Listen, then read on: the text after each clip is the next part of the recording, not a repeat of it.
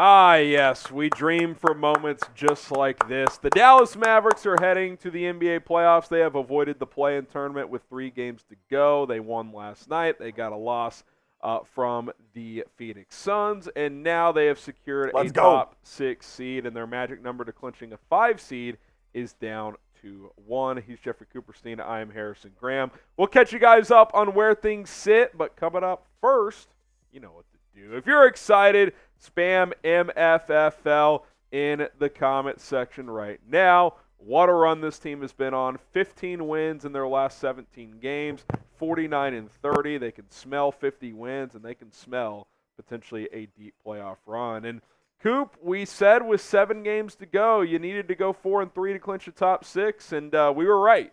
They got to 4, and it just happened to be the first 4. They've won 4 in a row after losing that first of 2 matchups with Golden State back on April 2nd. Beat the Hawks, Warriors, Rockets, and Hornets since then.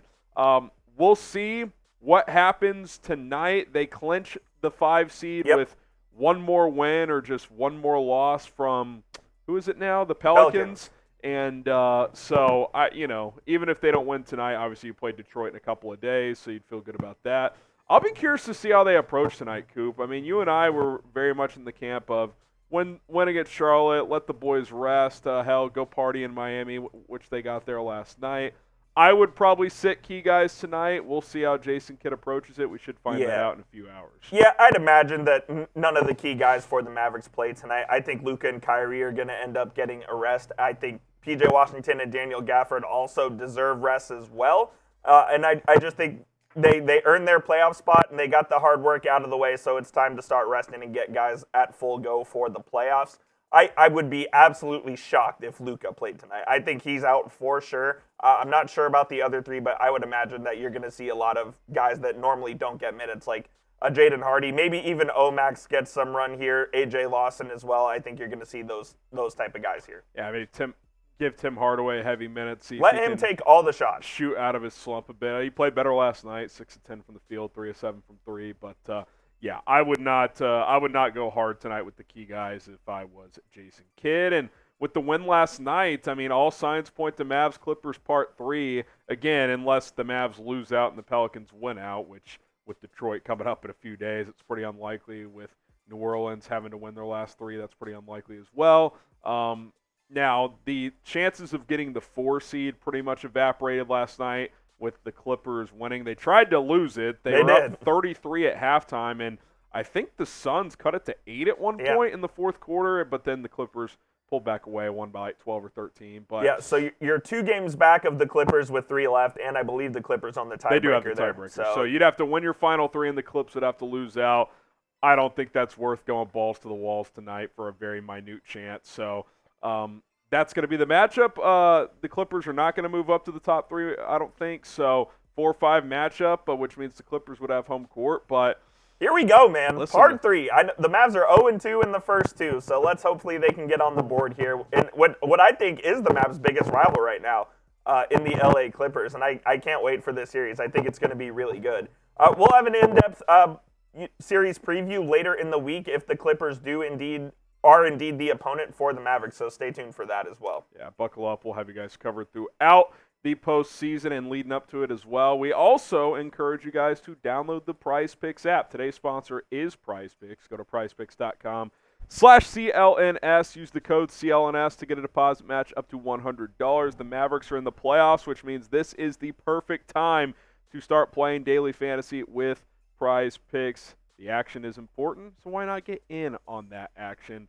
Also, NHL playoffs around the corner. Dallas Stars very close to clinching the number 1 overall seed. You can get in on some hockey games, baseball. Rangers have dropped a few here, but you can still fire away with your picks. 2 to 6 player entries. Pick more, pick less. We got a 3-player entry tonight. Now, full disclosure, we don't know if Luka's going to play, so if you were to fire this entry and he did not play, he would just get removed from the entry. It's not like he would be penalized for that. We took the less because if he does play, I think he will play less minutes, so less than 30.5 points. Same with Gafford as well. If he plays, I can't imagine it's a full 30-plus minutes. We'll take the more on Jimmy Butler. This game tonight is much more important for Miami than it is Dallas, as the Heat are trying to do what Dallas just did and avoid the play-in tournament. They got to win out to pretty much have any chance at doing just that. So again, check out Prize Picks today. You can cross over sports with your entries. 2 to 6 players. You can win up to 100 times your money on certain entries as well. It's prizepicks.com/CLNS.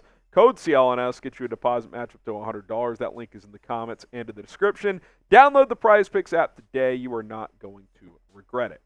All right, you look at tonight's game a little closer. Again, unknown who's going to play, how much they're going to play. I'm with Coop. I doubt Luka plays, but if he does, I would encourage you to take the less on Prize Picks. Look, this is about as meaningless of a game number 80 can be for Dallas. More or less, yeah. Coop. It's way more important for Miami, who took double overtime last night to beat Atlanta. So that's kind of the crazy part is it wouldn't shock me if Dallas went out there and competed with the Heat. They've been very up and down. These young guys that might get a chance to play are going to be well rested. They're going to try and play hard. So we'll see what happens. Something else to monitor as well. When Tim Hardaway plays in his hometowns of Chicago and Miami, he usually goes off. He cooks. So this could be a night where Tim Hardaway probably slept in his own bed tonight at his house over there in Miami. Maybe he feels a little confidence coming into this one. I would imagine he'll be in the starting lineup tonight with Luka and presumably Kyrie out. Get him a lot of minutes, and I say let the offense run through him. Let him chuck up 30 shots and just see what happens. Maybe they fall, and he kind of gets into a rhythm, and he builds up some confidence. Because I do believe that a firing Tim Hardaway is important for this Mavs team in the playoffs. Yeah, I mean, look, I don't think you need Tim Hardaway to go on a deep run, but it helps. He is capable of winning a game in a series. He really is. I mean, he can have one of those 12 for 16 nights where he hits 6 or 7 threes and gives you 28 points off the bench, and you're like, whoa, that's why we won Game 4 in the second round. Like, he can absolutely do that. So we will see if he plays tonight, how much he plays, if he gets a lot of shots, and if he can be a big part of this playoff rotation. I think this is kind of fun, Coop. Ramadan Kyrie has come and gone as Ramadan ended, and 15 games for Kyrie, and my goodness, was he good. 36 minutes a game, too. And for those who don't know, what that means is while the sun is up, he cannot drink water, he cannot eat food, nothing. So, I mean, during these games when the sun is still up, I mean, I don't know how he does it. I mean, you obviously have to be in extreme physical condition to do that, but the efficiency, I think he shot like 43% from three as well. He's been terrific. We've obviously outlined that very well, that him and Luka Doncic have really fed off each other, and they've built what seems to be a good bond on and off the court, and they're just playing well. And he also won the Mavericks a couple of games in the fourth quarter. I mean, he is the guy that the Mavs go to in the fourth to try to close out a game, and that's a great thing to have, man. When you have your best player who we think is the MVP of the league, and he's not even the guy that you really have to heavily rely on to go in that fourth and get buckets. Now, the Mavs are obviously going to count on Luka in those situations, but if I had to pick one guy to take the last shot for the Mavericks right now, I'm picking number 11. For sure. I think just from an efficiency standpoint, he's a better isolation player than Luka. And the good news is if teams start doubling Kyrie, well, Luka's going to be open. Someone's going to be open. So they can always play 4-on-3 in the closing minutes, because I think whoever has the ball, whether it's Kyrie or Luka, the teams are going to send a double at him, and then you make that pass to hopefully either Lively or Gafford, and they're sitting there at the free throw line, and they have options. So it's a scary offense, man, and that's kind of why I think they can do some damage here in the playoffs. Let us know, what are you looking forward to most over the final 3 games? How about clean health? Because we had the thought earlier, and this is why I would approach this very conservatively, because 2 years ago, and look, they rallied them in the conference finals, but Luka strained his calf, and that cost him 3 games in that first-round series, which made that series against Utah a lot dicier than it needed to be. So, I definitely wouldn't play him tonight on a back-to-back. If you want to play him a little bit against Detroit, especially if you still haven't clinched the 5 seed, play him maybe 24 minutes against Detroit. And then I'm not playing him.